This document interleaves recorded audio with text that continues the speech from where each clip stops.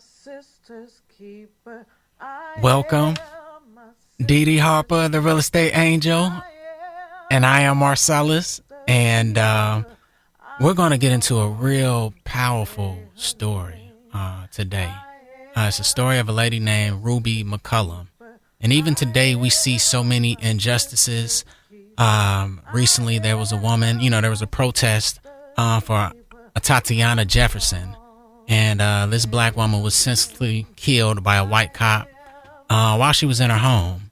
And this isn't the first time. There's stories and decades and really generations of injustices against our people, and particularly women of color, which we'll be talking about in this episode. So this lady, and I'll introduce her name, Ruby McCollum. She was born late in the 1900s, and she was very wealthy. Her and her husband, Sam McCollum, were the wealthiest people in Live Oak, Florida.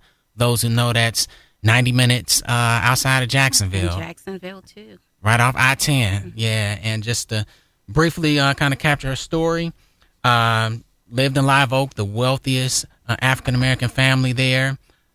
She was arrested and convicted in 1952 for killing a white doctor by the name of Leroy Adams, a very prominent white doctor and a state senator-elect. The judge restricted her testimony, but she did testify as to a relationship in which she was raped and the paternity of her child, which was by this doctor's will. So she had other children with her husband, but there was one child that she mentioned was from this man. And she was also pregnant. Yeah, pregnant at the time. With the doctor's child that she ended up, the doctor that she ended up killing. So she allegedly mentioned that the doctor had repeatedly raped her, forced her to bear his children, and she was sentenced to death for his murder by an all-white jury. So this case went national. It ended up being covered by Zora Neale Hurston. And after it was covered, Ruby was, subjected to a gag order. She couldn't really talk on it. And she was actually sentenced to death. And it actually was appealed and overturned by the state Supreme Court. So that's the general. But Dedee, I know that your family is from Live Oak. Yes, I was actually born in Live Oak, and you hear about this story growing up, and my mom is very, this story is told many different ways, and they have several tapestries to it. It's so much to this story, and the reason I think it's very important because I was reading this week some detailed information regarding ownership by blacks. It has since 1968, since the Fair Housing Act was presented, that allowed blacks to purchase homes and to have properties in 1968. Probably around 1970, 1980, we did pretty good. Our home ownership increased, and then now it is less than it was before Fair Housing Act. So our ownership is not there. What we did and the things that we had, we're not doing that any longer. And I was thinking and reflecting. So just even state, it's lower now than it was 50 years ago. 50 years ago, when we did not have rights. When we were given our rights, we started, home ownership went up and we increased, because at that time, even during Ruby McCollum's time, we were not allowed to have homes. We were discriminated against. We could not live in certain areas. We could not, as blacks, rent in certain areas. We could not buy in certain areas. We did not have privileges. And even with Ruby McCollum, there was a law called the paramour law. Back in the 1700s, white men could, have sexual relationships with the women, regardless of the husband's permission or the wife permission or that female's permission. So the paramour law allowed this to happen. So that's why the doctor was able to go to Ruby McCollum and have sex, and she had already conceived one child from him. And at this time, when she committed this supposedly crime, she was pregnant. So, and that's because the paramour law existed. So Ruby was very instrumental in changing this law. So we're going to get into it. Let's dive into it and let's talk about who they are and let's build a picture for you. We will build a picture. Her husband, they were wealthy because he was a Bolita. He owned much. They had many properties. They owned juke joints. They owned a funeral home, and they ran the gambling arena. And for those who are just joining in, let me just share that the title of this particular episode is I Am My Sister's Keeper. And ultimately, what role should our business leaders have in the fight for social justice? So, Yes. Dedee, continue this story. This story is filled with mystery. It's got murder. It's got sex. It's got wealth. It's got business. It's got so many different components. It's got social injustice, privilege. So yes, Ruby McCollum, she was married to Sam. Sam's brother was already wealthy in Jacksonville, though, so he invited his brother to come down to Live Oak, and they set up. And I look at that family. They are doing, they did everything that they should have done except the illegal part, but they had multiple streams of income. So that's one thing I gleaned at this family. And he did not just go without making money as a Bolita. He went into owning juke joints. And Bolita, for those that may not know, that's like running the numbers. So which that was like illegal. A lottery, and it was illegal. So they had between that and selling liquor, they made a fortune and allowed them to be the wealthiest black family in Live Oak. Yes, and they also had on their team, they had the team of the police force, the government. They had even the doctor was paid in. So in order to successfully have this business, they had to pay out to the polices and everyone else who they were actually making money as well. So that's how they were allowed to continue this wealth. They were pretty much a economic engine for that economy. And for the police staff and for the local government. Yes, for and the I town. think on some level, even this doctor, where things begin to get sketchy, there was some business relationship that he had with them on some level. Yes, he did have. He was part of the. He actually got a payoff as well. So So let's get to everyone listening. Wealthy black family in the 50s. More wealthy than majority of white families. Yes. The Their whole house city was bigger than the doctors or anyone there in Live Oak. At that time, they had 2 kitchens. Now 2 kitchens are popular, but that was very popular at the Ruby McCollum's home. They lived in 2 or 3 stories, one of the biggest homes in Live Oak. Wow. So even at that time in the 50s, they generated wealth. 2 kitchens in a home, which is rare today. Every year they bought a new car. So they were known to have a new car, a new Chrysler, which was, back in those days, Chrysler was, where it was. So every year they were known to buy a new Chrysler, and they took care of the community as well. So the community, lived off them. So they were a wealthy family. So let us know what goes wrong. This wealthy family had more money than you can imagine during a time where segregation is still law, and they have all the forces of the police and the local government allowing them to continue this illegal business. So what goes wrong? Life seems perfect. What goes wrong is a beautiful woman who was taken advantage of by a doctor in a community, which they call the good doctor. So the good doctor supposedly was allowing people to use his services, and he'll say, I was giving it to you free. I'm going to come by and take care of you. For blacks, that was everything at the time. So my mom repeat the story that I go into that later, even when he died, everyone was kind of upset with the black, because why did you kill the good doctor?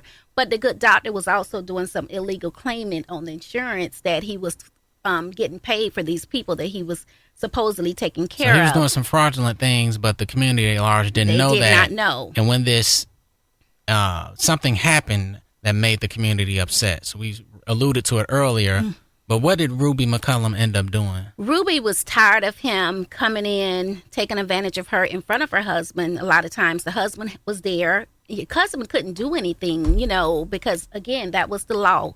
So, And we're going to address that, but that is, I don't know a world where you can have a wife, someone is raping your wife, and you know of it and you're allowing it. So I'll keep that reserved for conversation.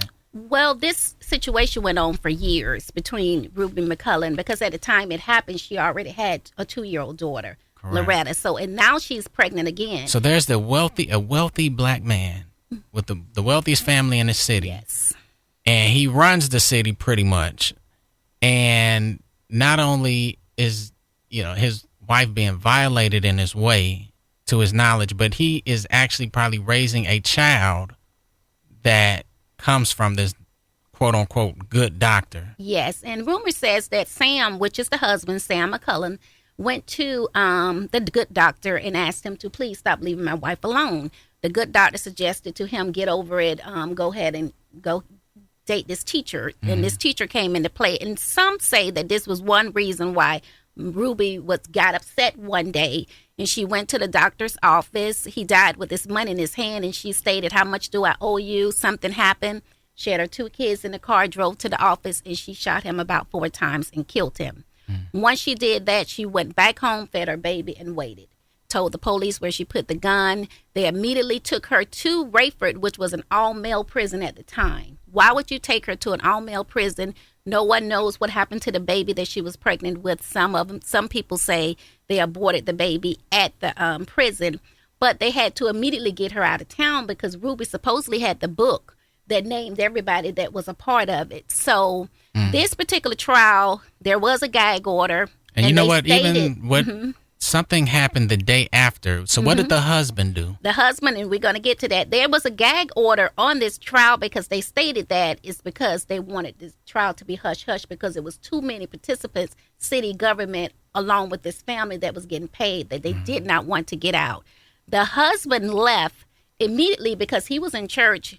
At the time, the numbers were revealed in the church by the scriptures that that was taught. So if they came from John 3:16, the numbers was 3:16 for that day. But anyway, he was at church and he came home. He got a notice that his wife was gone. She had already left, that she killed the good doctor. He took the kids and he left. The next day, supposedly, he was found dead from a heart attack. And this is 1952. 1952. A black man's wife just murders, one of the most prestigious, not only doctor, but a state senator elect. Yes, he was a state senator. He was going for governor. Yes, he was a state senator. So this happens, senator. and we're supposed to believe that the next day, I'm sure he was stressed Ku out. Klux Klan, pretty much, probably got him. But my grandmother insisted That's definitely that what I would think. he did not die. Some say he was a big part of Mason. Okay. That he just left. We never know. The children would not speak about it. But my mom's later on, my mother kept hearing this story over and over again. So she asked grandmother when she was young, "Well, grandmother, if he's such a good doctor, why did she kill him?" And my grandmother said because he wouldn't do anything, but he was a good doctor, because in their mind they was brainwashed that this was a good doctor. And this is the entire community, not just white people, but the black community. The black community. The black community were upset, many with Ruby for killing him.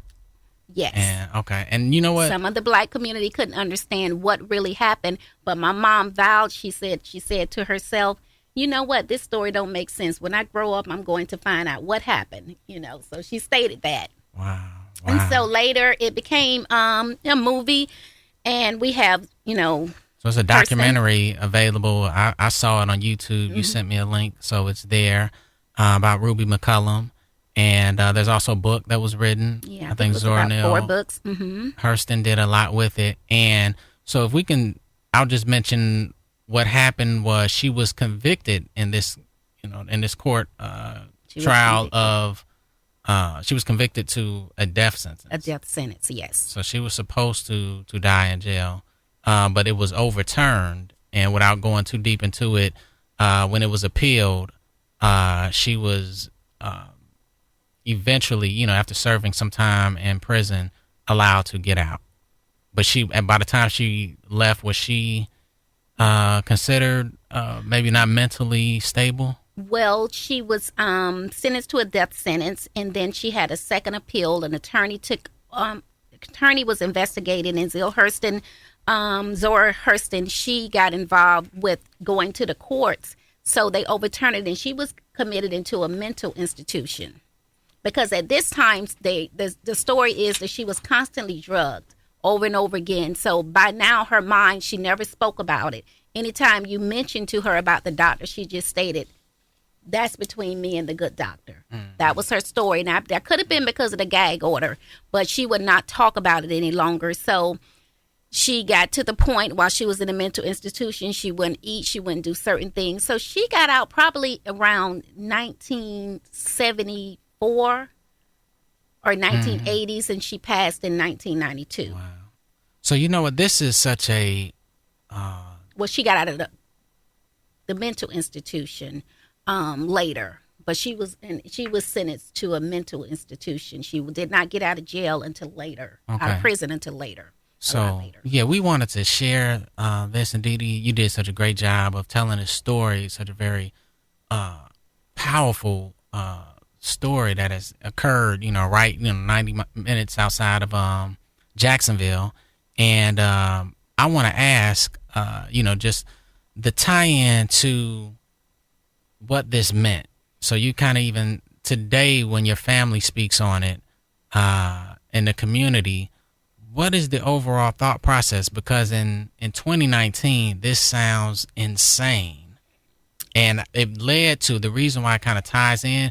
If they were these prominent people in the community and ran a business, given those times, that was probably one of the only ways that they could, do something in a way where they could build that wealth and play a part, even if, police had them doing certain things and, everyone was getting paid, through government. But what was the role that business leaders should have had in this fight? Because it seems like this lady Ruby was left all alone and really did not have the support. And there too, oftentimes we even see today things happen to us in the community, even our treasured women, and there's not enough support. So if you have a business and if you have money and if you have numbers in the community and we can't come together to solve these situations, then what are we doing? What is the money? What is the business? What is the community for? I think I would have to look at this for season to season. At this time, things were so different because my mom says she remembered that once this happened and you have a black lady, a black female killing a white doctor, not only was he white, but he was prominent. He was a doctor in the community. And you have a city such as Live Oak, which probably then the population could have been about 2,500. It's about 7,000 now.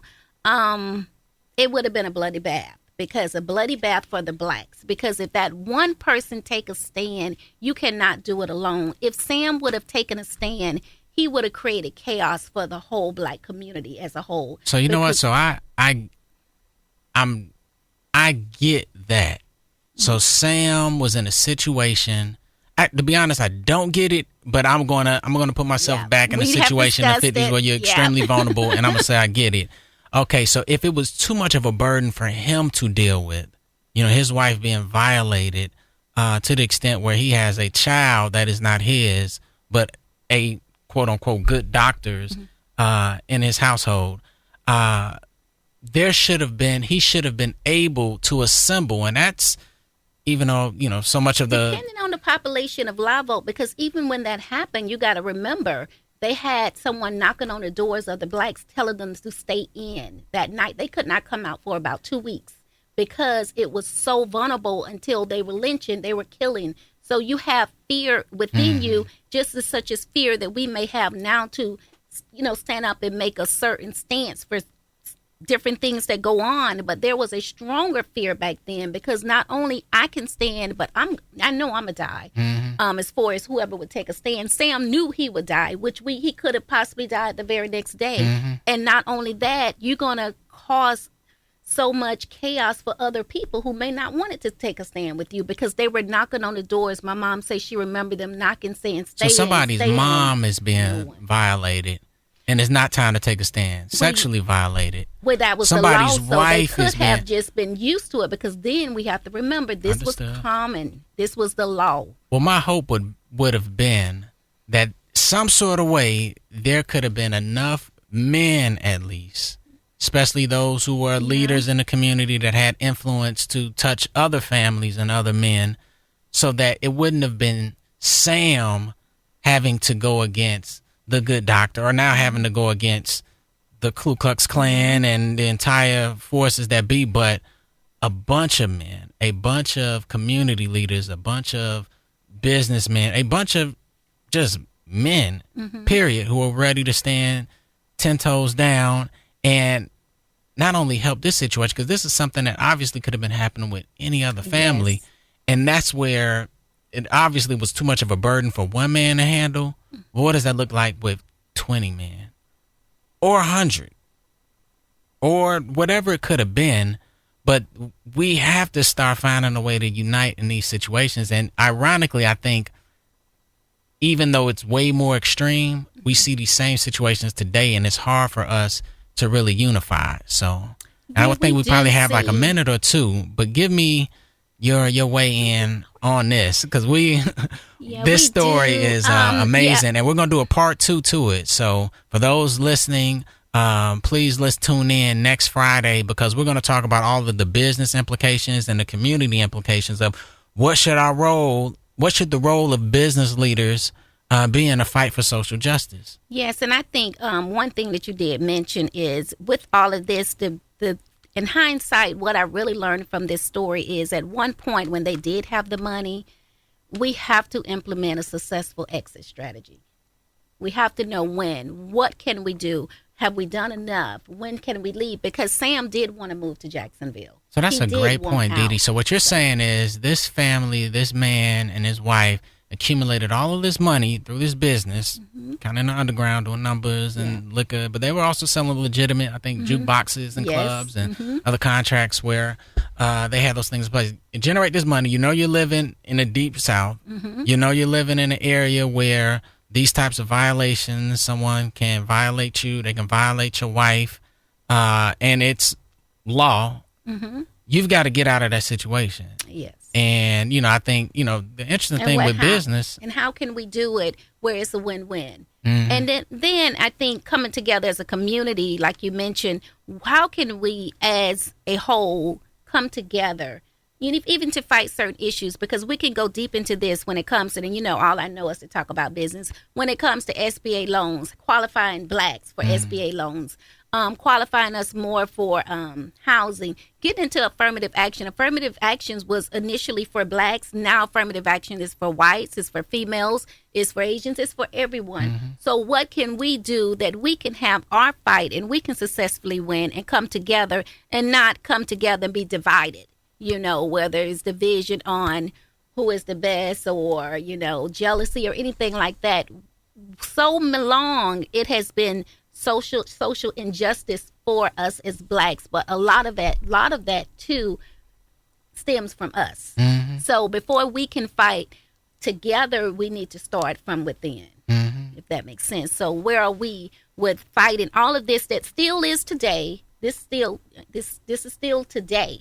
So we're gonna go into this, like Marcellus and I can go back and forth for hours on the Ruby McCollum story. We might give them a phone number for them to get the uncut edition later on, when we really go in. Yeah, on we really. these I'm being topics. nice to him now while he's on the radio. I'm speaking nice, But we go back and forth, and we don't always agree with everything about the story, but there's true points. And it's a lot of times Marcellus is from Chicago, guys, so he haven't lived in the deep South, understanding, what rules played, and how long it's been since slavery. So this is all they know. This is all our history. Wherever we all come from the same place. Everybody from Chicago, pretty much your grandparents came out of Mississippi. But the stories are different, because when you're in the plantation, grandmother's going to tell a different story than your grandmother, because the laws were different. The rules, that's why they migrated up north a lot, to get away from this deep plantation and these rules and laws. So we're going to get into that next week. And the power of history, just for all those listening, we studied history a certain way. Our children and our children's children, for those listening, do. And a lot of times the history books don't tell our story fair. And it's actually skewed. And you could look at a U.S. history book and say, as a black male or female, like, what purpose does it serve? I'm on the short end of the stick throughout this entire, history book. But I think it's important to learn, one, where we come from, which is oftentimes that's why conversations that your mom and your grandma have had, it goes way deeper than anything that a book or documentary, could share. But where are we from? And then how can we look at the past in order to create solutions for some similar problems that we deal with today? Yes. And just a special note, they are trying to take all Black history out of the public libraries. So please look into that and pay attention, because our grandchildren, our children are not going to know about Black history, because they're trying to pull it out. You don't see much about Martin Luther King or any of those ancestors. So let's fight for that, to keep our Black history going. And Dedee, we support you. It takes a lot to create this platform. And you are a realtor. You do have a real estate school. You do have a real estate company, a real estate agency as well. So if you can, we definitely, and you have nonprofits that go into supporting young women, particularly of color, and that is to be applauded. That's the type of leadership. Teaching etiquette, financial literacy, life skills, social skills, job readiness skills, just so you can become equipped and well-rounded. I think as you continue to support the community, it's important that we support you and your business. So if you can, lastly, mention your business and how people can contact you. Harper and Associates Real Estate. We are a licensed real estate company and a licensed real estate school, and also Poise Incorporated, which teaches professional etiquette, successful optimum, and independence. You can reach me at 904-619-9488 or harperhomes.org. Sounds good. Okay, all right. See you next week. We're going to dive into it, and we're going to get Part 2 Yeah, of we're going to Ruby accept McCollum. your calls Homework for this weekend is to look up on Wikipedia Ruby McCollum, and also the documentary that is available as well. Yes, and contact me for your home so we can pull up our numbers. Hi, I'm Dedee Harper, the real estate angel, and the host of the Halo Effect Show every Friday. If you're ready to begin living your best life as a highly paid and highly favored six-figure realtor, call the Harper School of Real Estate today. When you mention you heard the ad on Pure Radio, you can enroll in our industry-leading realtor class for only $250. $250? Yep, just $250 to begin making all your real estate dreams come true. Become your own boss. Call today, 904-619-9488.